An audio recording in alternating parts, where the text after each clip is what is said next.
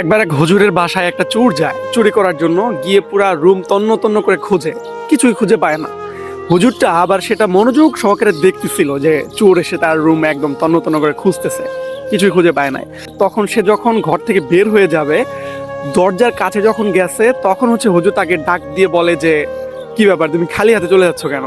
Surprised হয়ে সে পেছনের দিকে তাকায়, গিয়ে দেখে যে বাড়ির মালিক তাকে জিজ্ঞেস করতেছে যে তুমি খালি হাতে চলে যাচ্ছ কেন। তার কাছে কোনো উপায় ছিল না যে ওইখান থেকে দৌড়ে পালায় যাবে, কারণ একদম সামনে মালিকটা দাঁড়ানো ছিল।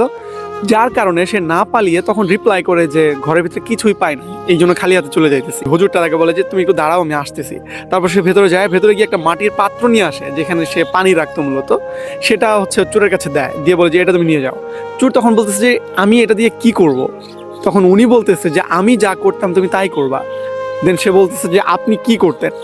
দেন হুজুর বলতেছে যে আমি এটা দিয়ে অজু করতাম, তুমি অজু করবা। উনি বলছে আমি অজু করে কি করব? আমি তো নামাজ পড়তে পারি না। তখন হুজুর বলতেছে যে আমি তোমাকে নামাজ পড়া শিখাই দিব, তুমি নামাজ পড়বা। তারপর সে চোরটাকে নিয়ে গিয়ে উজু করায়, উজু করা শেখায়, তারপর নামাজ পড়ানো শেখায়, শিখায় একটা জায়নামাজে দাঁড় করায় দেয় নামাজ পড়ার জন্য। চোরটা নামাজ পড়ে।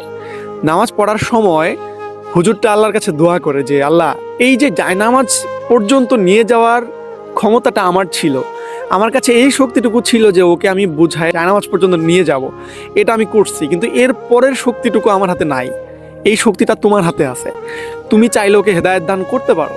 আমার দায়িত্ব ছিল জায়নামাজ পর্যন্ত পাঠায় দেওয়া, এখন দায়িত্ব তোমার, তুমি ওকে হেদায়েত দান করো। নামাজ পড়া শেষ করে চোরটা হাউমাউ করে কান্না শুরু করে দেয়। অনেকক্ষণ কান্না করে, কান্না করার পরে সে একটা সময় গিয়ে শান্ত হয়। তখন সে ফিল করতে পারে যে হয়তোবা আল্লাহ তাকে ক্ষমা করছে। এখানে আসল কথা হইল যে আল্লাহর ক্ষমা পাওয়ার জন্য 7 সমুদ্র পানির বিসর্জন দেওয়াটার প্রয়োজন পড়ে না।